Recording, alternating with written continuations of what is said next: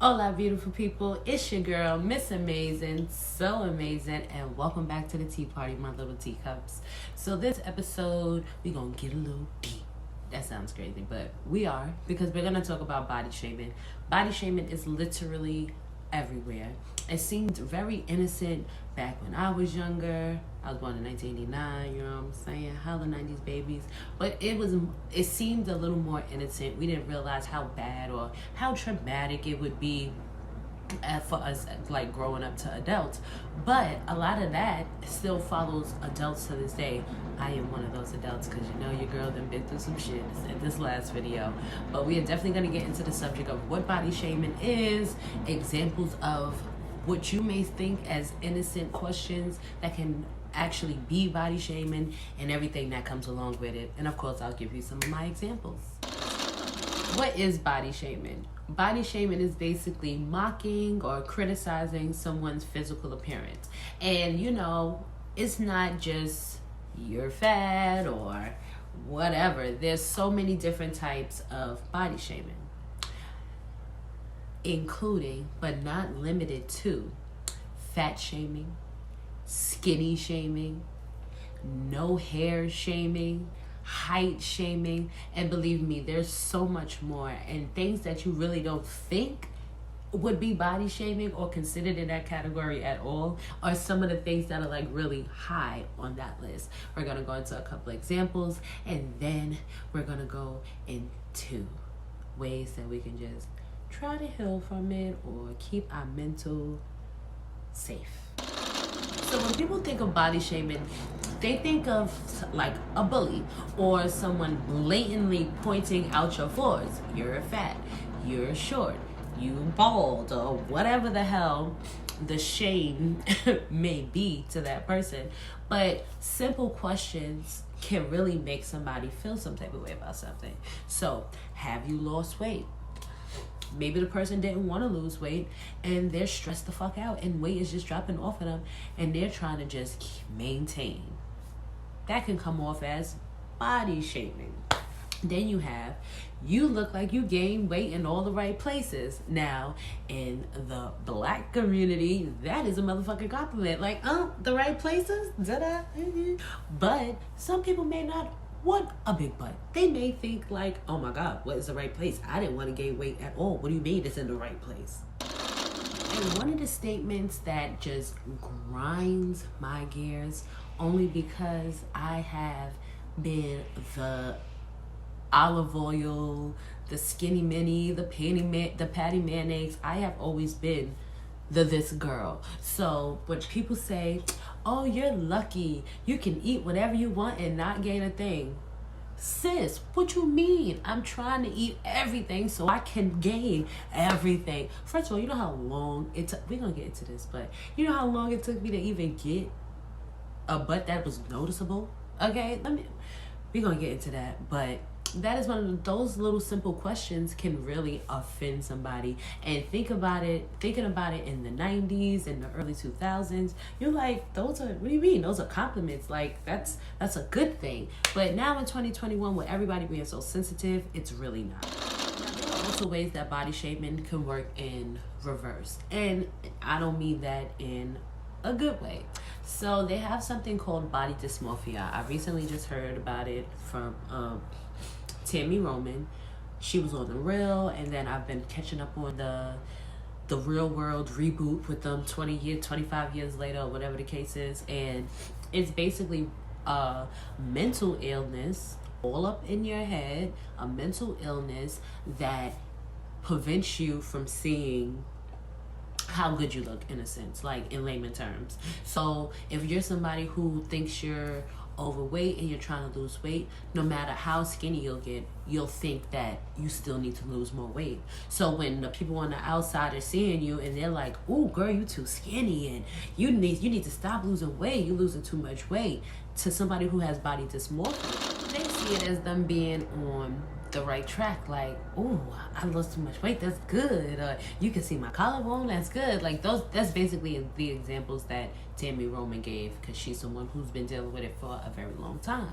And it's like it can result in anything. Like if you don't think you have a big enough butt, you can continuously get surgeries to get your butt, but it'll only be a temporary satisfaction. So this is something that can be cured, but it can be treated with therapy and things of that nature. Now it can be something that you deal with lifelong, or it can be something that you deal with for a couple of years.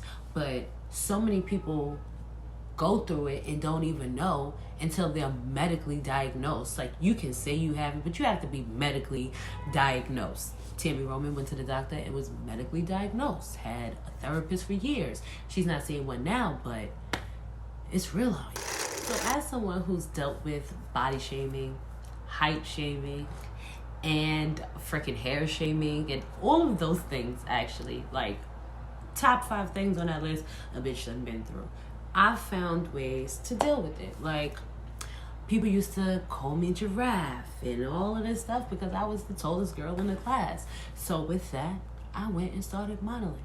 Now you can call me tall all you want. At least I'm putting it to good use. A bitch can't bounce a basketball because don't want to break no nails.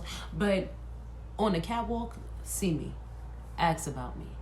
I used to be hair shaved because out of all my friends, everybody hair was down their goddamn back, shell, until this day, and I'm the girl who is barely touching the shoulders, which is cool. So now I change my hair like I change my drawers. Just a couple of days ago, I had them blue braids that I did myself. Now bitch rocking a wig. This is what I do. I found ways to deal with it. Now, I don't know how many people can relate to this, but I have been fat shamed and skinny shamed. Like, a bitch was living a double life.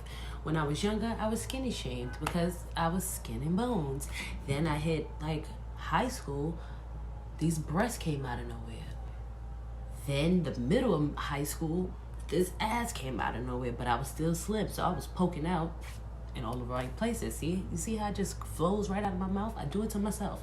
But then college, you know, that freshman 15 was real. Like, that's a real thing. Freshman 15 is a real thing. And I was not happy because then people was thinking that I got my butt done because I came back from college with this big ass. Because I just had a big butt and a small waist. And that's just how it is. And how can I be fat shamed and skinny shamed at the same time?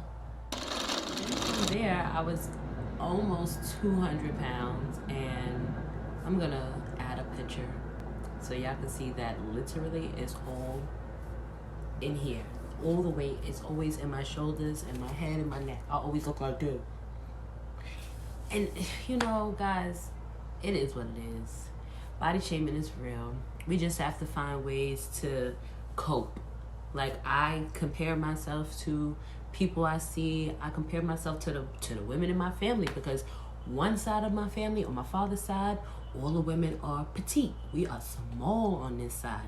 And then on my mama's side, we thickums. We're Amazons, like tall. We are some tall, thick bitches. So I'm like literally in the middle. I have spent my life of being 50% of my father and 50% of my mother. And that sounds crazy, but I am literally split down the middle.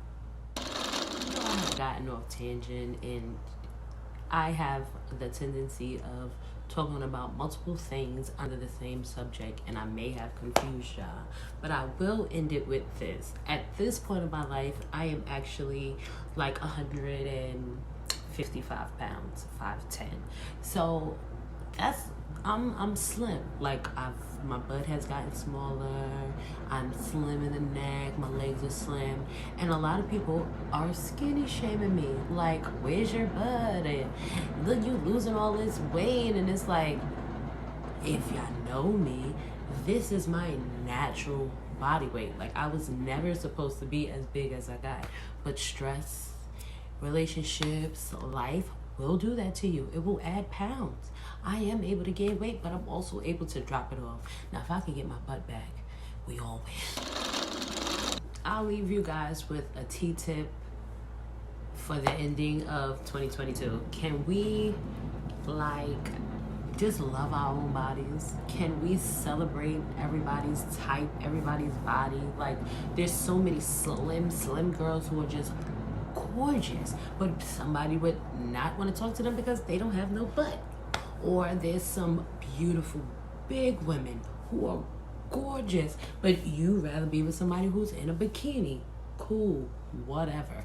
But let's just agree to love and accept everyone. Let's stop the shaming and start the celebrating. 2022, less shaming, more celebrating. Miss Amazing, over and out. And if you aren't already, follow Knockout Treats for your edible love.